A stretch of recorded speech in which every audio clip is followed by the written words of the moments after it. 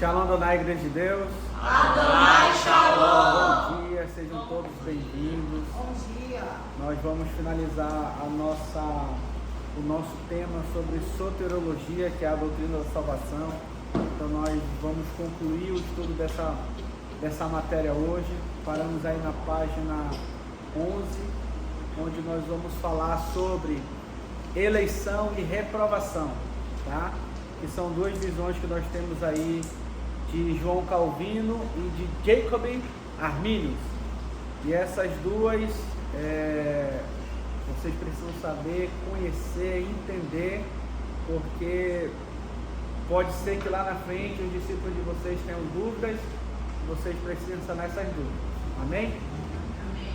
Eleição é o ensino pelo qual consideramos de que maneira Deus realiza a salvação em nossas vidas. O processo eletivo, todavia, não se resume à ação de proposta por Deus, carecendo do procedimento por parte do homem.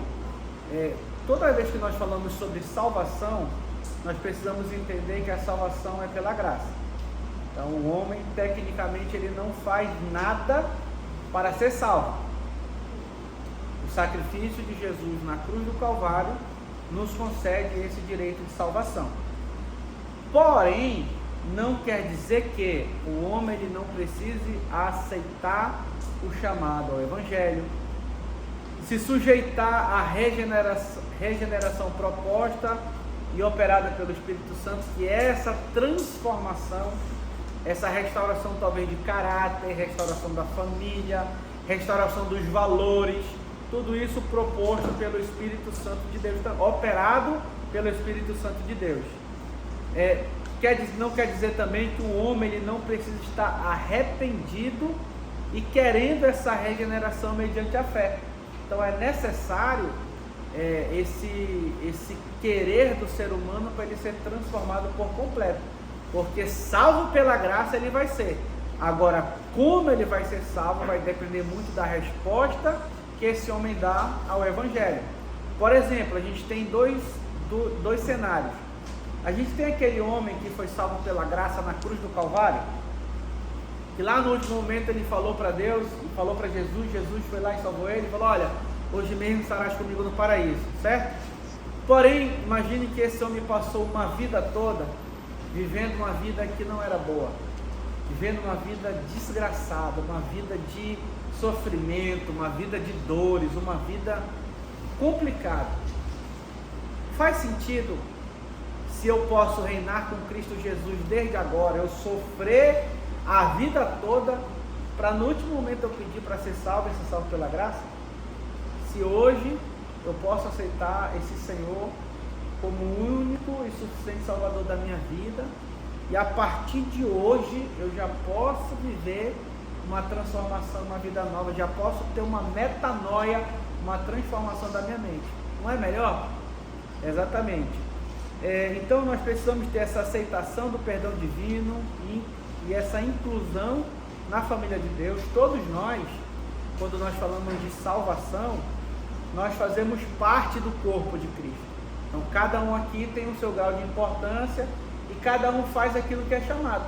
Você pode perceber que todos nós que estamos aqui nessa manhã, a gente não faz a mesma coisa tudo ao mesmo tempo. Cada um aqui tem uma responsabilidade, uma coisa para fazer, porque nós fazemos parte de um corpo e cada um nesse corpo tem uma função.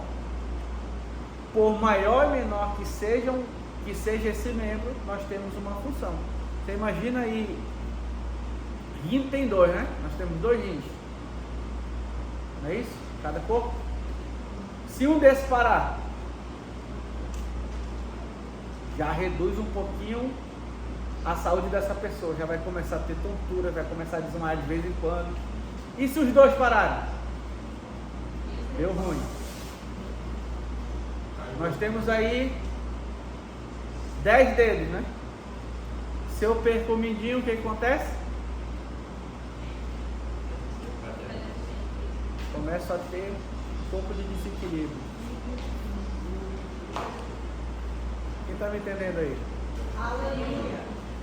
Propiciar-nos no crescimento espiritual mantendo segundo o conceito calvinista, fiéis à palavra e fiéis ao Senhor por toda a vida. A ação de Deus, ela é executada antes da fundação do mundo. Quando o apóstolo Paulo fala em Efésios, que nós somos gerados no Senhor antes da fundação do mundo. Então o Senhor nos gerou antes. E por que há uma briga dessas duas linhas de pensamento? É que um acredita o seguinte, que se Deus me gerou antes, Ele arquitetou tudo antes, e eu meio que estou zero responsabilidade de ser salvo ou não. Então, se Deus quiser que eu seja salvo, eu sou salvo. Se Deus não quiser que eu não seja salvo, eu não sou salvo. Se Deus quiser que eu seja um filho do pecado, eu vou ser um filho do pecado. Se Ele não quiser, eu não vou ser. Então, essa ação de Deus ela é executada antes da formação do mundo, no qual Ele escolhe algumas pessoas para serem salvas, desconsiderando qualquer suposto mérito pela presciência dele. Existe predestinação no Novo Testamento e duas explicações baseadas em Romanos 9, 29 e 30 de como se dá o início da salvação. A primeira visão, segundo João Calvino, Deus determina que a pessoa está predestinada, baseada no propósito divino, ou seja, o pecado perdido é impossível por si só corresponder ao chamado. Desta feita, sua resposta reflete a sua escolha, já determinada na eternidade. Quem está entendendo isso aí? Amém. E aí o apóstolo faz um grifo que ele diz assim: eu creio que nessa posição teológica devemos ponderar o clima em relação à posição da Igreja Católica e clima na Europa de profundas mudanças. Dessa forma, Calvino dá um checkmate na posição romana que detém o monopólio da salvação, desenvolvendo um novo e profundo conceito e enfraquecendo o poder da igreja. Já Jacob Arminius, ele diz o seguinte: a presciência de Deus está relacionada desde a eternidade. O Senhor determinou amar e redimir a raça humana através de Yeshua, nosso Salvador. Essa posição também explica que Deus revela ao homem pela sua palavra, sensibilizando e convencendo, em outras palavras.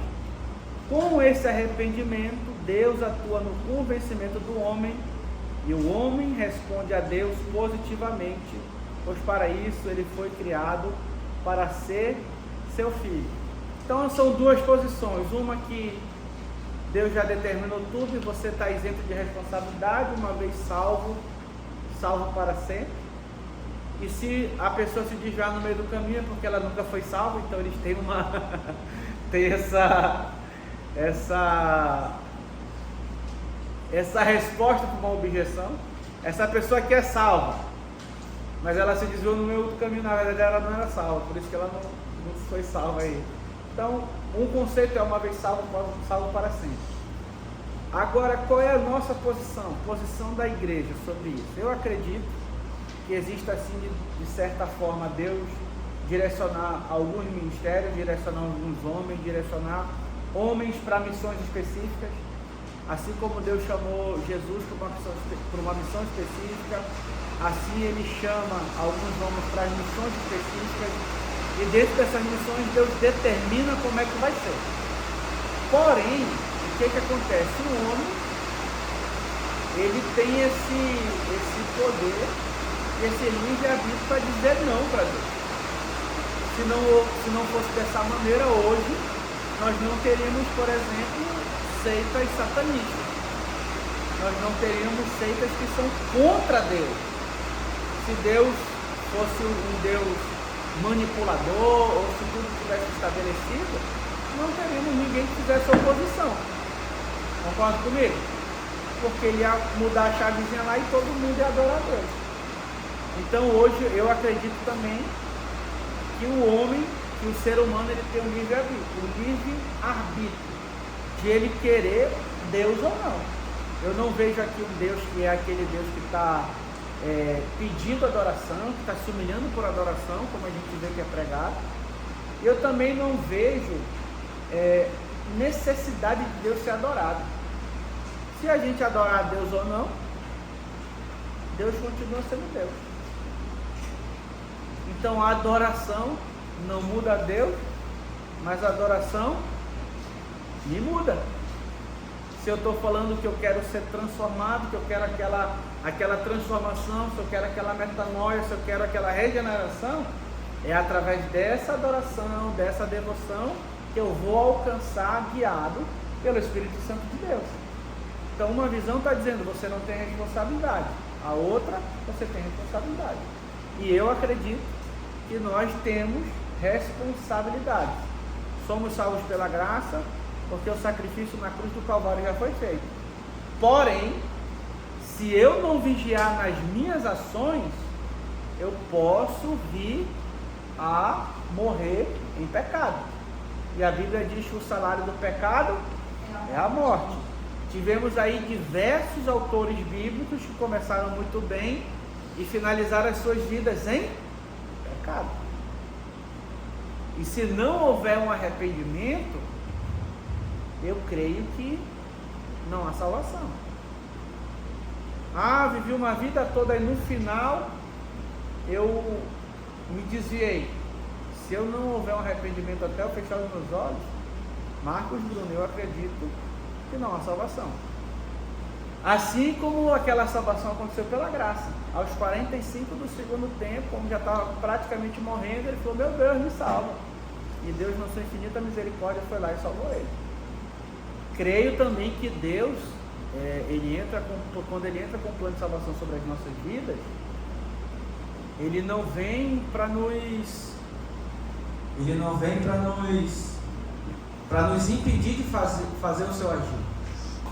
Quando ele entra com o plano de salvação sobre as nossas vidas, ele também nos ajuda a permanecer nesse caminho, a permanecer no caminho da verdade e da justiça, por amor do seu santo nome. Por mais que eu me desvie desse caminho, pode ver que sempre tem alguém que vai lá para me tentar trazer de volta para esse caminho da paz. É por isso que nós temos massivamente evangelismo, NEF, culto de oração, culto de doutrina, visitamos os lares, exatamente para que a pessoa nunca esqueça do caminho que ela entrou.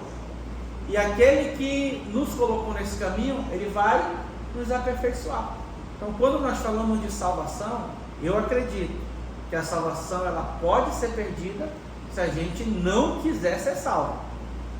É condicional. Se eu não quiser ser salvo, a Bíblia diz também que Deus gostaria que todo mundo fosse salvo. Mas tem gente que morre e não está sendo salvo. Morre e não está indo para o céu. Morre e está sem salvação. Tem uma história de uma pessoa que ele me testemunhou, que tinham dois rapazes, eles estavam fazendo um assalto, e nesse assalto eles pegaram um tiro lá, ele conseguiu chegar perto dessa pessoa e o cara estava agonizando no chão, o assaltante. E ele falou, meu irmão, você quer aceitar Jesus como seu único e suficiente Salvador? Você quer perdão dos seus pecados e tal? Chegou lá para tentar evangelizar no último momento. Aí o cara disse, não quero não. Falou, não quero não, e morreu. Então, é condicional. Se eu quero, amém. Se eu não quero, creio também que Deus respeita essa nossa posição de não querer estar com Ele. Senão Deus tinha feito a gente que me roubou. Ninguém ia ficar sabendo, todo mundo, Adão pecou, passa a borracha e vida que segue. Quem está comigo aí? Quem está me entendendo? Amém. É um conceito que ainda é bastante discutido dentro da teologia, essas duas visões. Creio, porém, que nós também temos uma certa responsabilidade. Uma certa responsabilidade no que diz respeito primeiramente a nossa conduta. Você acorda hoje, você se dá o comando sobre o que você vai fazer no seu dia. se você vai ler sua Bíblia, se você vai orar, se você vai fazer o que é bom, se você vai deixar Deus te conduzir, se você vai deixar os teus comportamentos falarem por si que você é uma pessoa boa. Então é você que está no comando da sua vida. A gente fala, não, mas aí eu terceirizo. Não, o comando da minha vida está na mão de Deus. Deus pode até estar no barco, mas quem está no controle é você. Quem está no comando dessa embarcação é você. Deus está ali direcionando, abençoando, mas quem toma a decisão, quem acorda, quem vai tomar a decisão para acordar, para orar vai ser você. Quem vai determinar a prioridade vai ser você. Se você vai acordar e já vai pegar no telefone ou vai pegar a Bíblia, é você que escolhe. Claro que quanto mais de Deus a gente tem, mais fácil fica. Porque quanto mais de Deus eu tenho, mais de Deus eu desejo, mais de Deus eu quero. E quanto mais de Deus eu tenho, melhor fica a minha vida. Não com ausência de problemas. Os problemas vão vir, no mundo tereis aflições, mas precisamos ter bom ânimo. Porém, mediante essas circunstâncias contrárias, eu e você temos ânimo para passar por cima delas. Ao invés desses problemas nos paralisarem, eles serão pontes para que nós possamos viver algo ainda melhor, ainda mais extraordinário. Quem está comigo aí? Amém. Então, quando falamos também aqui de reprovação, já na página 12, o conceito é assim, que Deus, ele condena aqueles que não respondem ao chamado desta eleição. Então, segundo João Calvino, Deus, em sua decisão, assim como ele escolhe quem deve ser salvo, escolhe quem não será salvo. Isso se chama reprovação. Calvino, para suas definições em muitos textos das Escrituras, por exemplo, tem Romanos 9:22. E lá em Romanos 9:22 diz assim, 9:22.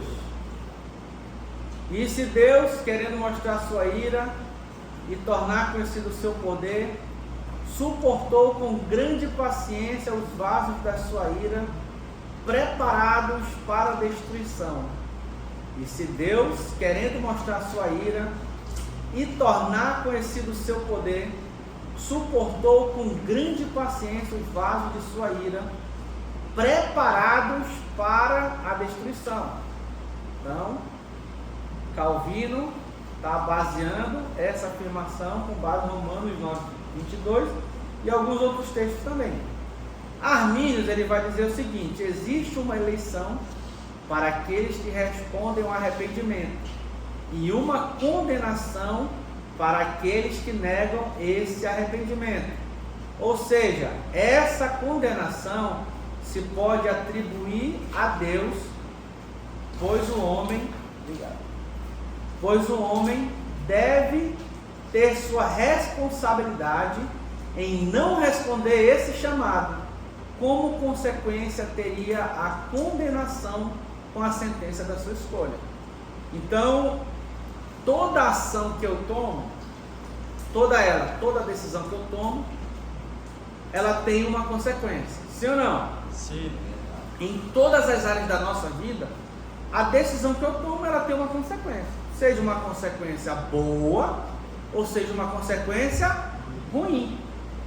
Se eu tomo a decisão de me arrepender, o Senhor me alcançou, fui salvo pela graça, Jesus tocou no meu coração e eu começo a querer mais desse Deus, eu tomo essa decisão, eu começo a querer viver as promessas do Senhor, eu começo a querer viver as promessas determinadas ali em Deuteronômio 28, eu começo a acreditar nessa vida abundante que Jesus diz em João 10:10, eu começo a querer ter essa transformação através do Evangelho, eu começo a querer ter essa metanoia que o apóstolo Paulo fala. Quando eu começo a querer tudo isso, eu estou tomando uma decisão.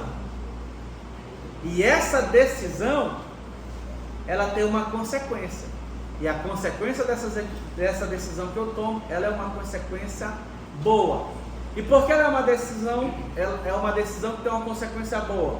Porque o Senhor disse assim: olha, se atentamente ouvires a minha voz e obedecer tudo que eu te ordeno, certamente comerão o melhor desta terra. E aí começa a vir o quê? As promessas de Deus se cumprindo através da obediência. Então, se eu sou obediente ao chamado, se eu sou obediente àquilo que Deus quer, se eu sou obediente à palavra do Senhor, Pastor Bruno, eu não sei o que Deus quer para a minha vida. Pega a sua Bíblia, de Gênesis a Apocalipse, lê, analisa minuciosamente, que você vai entender o que Deus quer que você faça. Pastor, eu li tudo, não entendi nada. Vamos lá então. Final de todos os evangelhos: ide por todo canto, pregai o evangelho a toda criatura, ide por todo canto e fazer discípulos de todas as nações. A missão de todo crente é fazer missão, é anunciar as boas novas do Senhor. Pastor Bruno, eu já comecei a fazer isso, ok, vamos para a segunda missão de todo crente: cuidar da sua família. Porque o homem que não cuida da sua família negou a fé e é pior do que os infiéis.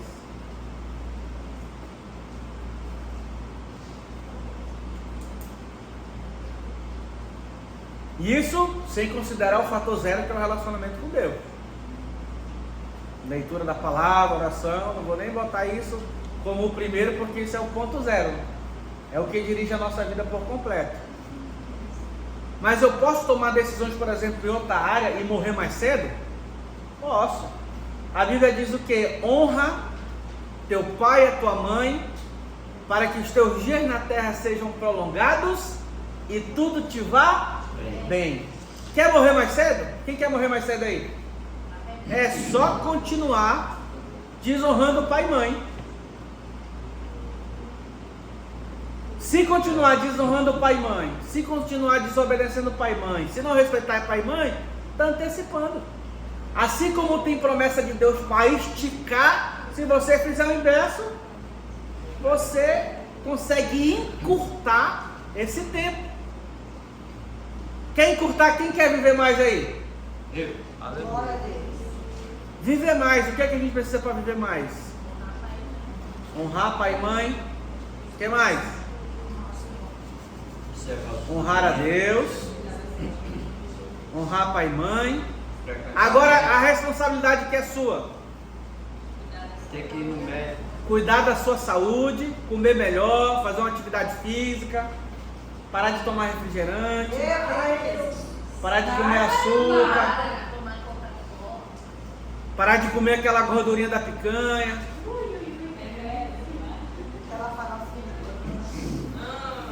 parar de comer tanta fritura. Então essa é o que? É a nossa responsabilidade. Essa é o que compete a nós. Se eu morrer, por exemplo, por uma doença que eu adquiri, cara, compete a mim. Morreu de diabetes, compete a pessoa. Morreu, Jesus chamou um pastor de suicida por conta da alimentação dele. Testemunho dele, do pastor Paulo Canuto. Paulo Canuto, e olha que Paulo Canuto, ele fazia bastante jejum. Ele fazia muito jejum e Deus chamou esse cara de suicida. Eu já contei o testemunho dele aqui, depois você pode dar um Google. Pastor Paulo Canuto, é quase uma hora só ele falando sobre isso, principalmente sobre a alimentação. Diga-se, toda ação que eu tomo tem uma reação. Faça um teste, segunda-feira, antes de você fazer qualquer coisa, pega teu telefone, entra no Instagram, fica ali meia hora só vendo vídeo. Aí depois tu vai fazer alguma coisa. Quando tu vai para a sala, tu já está morrendo, porque tu tomou muita dopamina barata. Aí tu vai fazer o quê? Fazer um duplo de café, que é para te animar. Tomei o duplo de café para dar uma animada. Vou trabalhar, chego no trabalho, não tenho foco para fazer nada. Não tem foco para fazer nada. Continuo, redes sociais, conversas paralelas, fofoca e não sei o que. Meio-dia almocei, depois preciso tomar o triplo do café para dar o upgrade, para chegar lá em cima.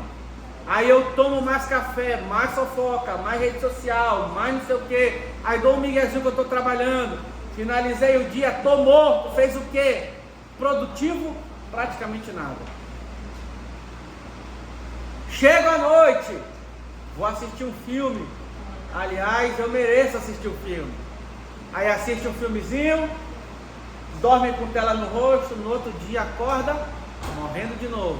E se você não quebrar esse ciclo, que hoje praticamente metade da população está passando 4, 5 horas no telefone por dia em redes sociais. Se você estiver lá, que você esteja pelo menos produzindo, né? Produzindo conteúdo, evangelizando, dando um brado de vitória, mas só para ver vídeo de dancinha. Agora experimenta na terça-feira. Na terça-feira, experimenta. Antes de sair do quarto, pegar a tua Bíblia, ler essa Bíblia, orar, profetizar e declarar sobre o teu dia. Eu duvido que tu vai ter um dia ruim. No teu café da manhã, faz uma oração em família. Duvido que tu vai ter um dia ruim. Eu digo café, não que seja o café especificamente. Você vai tomar o seu lanche da manhã, seja um suco, seja um Nescau, sei lá que tu está tomando, um chá, um cafezinho, enfim. Quem está comigo aí? Quem está me entendendo aí, pelo amor de Deus? Diga assim: toda decisão há uma reação. Se você ficar inerte, vai ter uma reação também. Então, se você não fizer nada pela sua família, haverá uma reação. O capeta vai conseguir destruir a sua casa. Se você ficar inerte, por exemplo, quando nós falamos de salvação, muita gente acha que salvação não pode ser perdida. Porém, lá em Apocalipse diz o quê? Guarda o que tens, para que ninguém roube a tua coroa. Guarda o que tens, para que ninguém roube a tua coroa. Tem uma coroa na sua cabeça e tem alguém querendo roubar.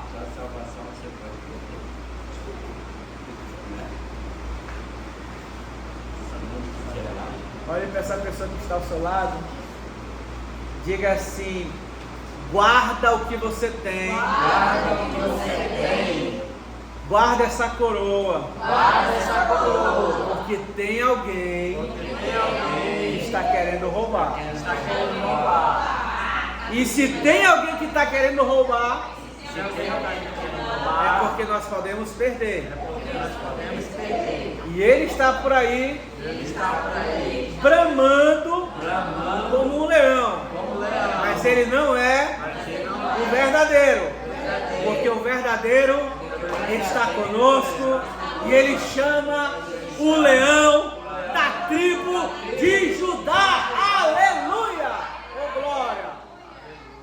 Quem está me entendendo aí, pelo amor de Deus? Diga assim: Deus é bom, e a sua misericórdia dura para sempre. Perguntas para reflexão. Quais são os dois verbos que definem o conceito de salvação?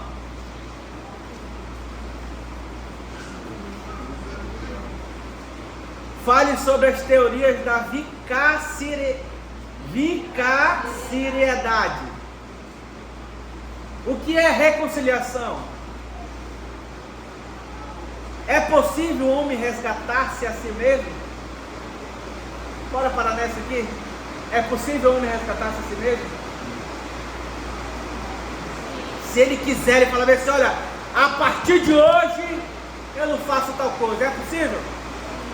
É possível ele se resgatar, falar: a partir de hoje eu vou para o céu? Ele pode tomar essa decisão, mas não depende totalmente dele. Ele pode tomar a decisão que vai colocar ele no caminho, mas se ele não aceitar Jesus, se ele não aceitar Jesus como seu único e suficiente Salvador, só o esforço dele não vai valer muita coisa. É o que nós falamos na consagração mais cedo. O esforço ele tem que existir, deve existir. Porém, se o Senhor não tiver no negócio, o trabalho é em vão, a casa não é edificada, em vão do dia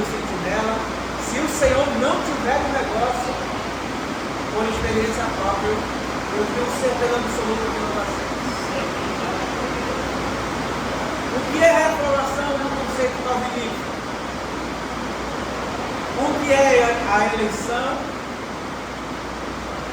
O sétimo, explique o Calvino e Armínio concernente à existência da eleição e predestinação. E explique os estágios da santificação. Esse questionário aí está na página 13. Você vai revisar esse material, vai responder cada pergunta para você fixar esse conteúdo. Uma vez salvo, salvo para sempre? Quem tem promessa morre ou não morre? Então você vai continuar cantando aí? Quem tem promessa não morre.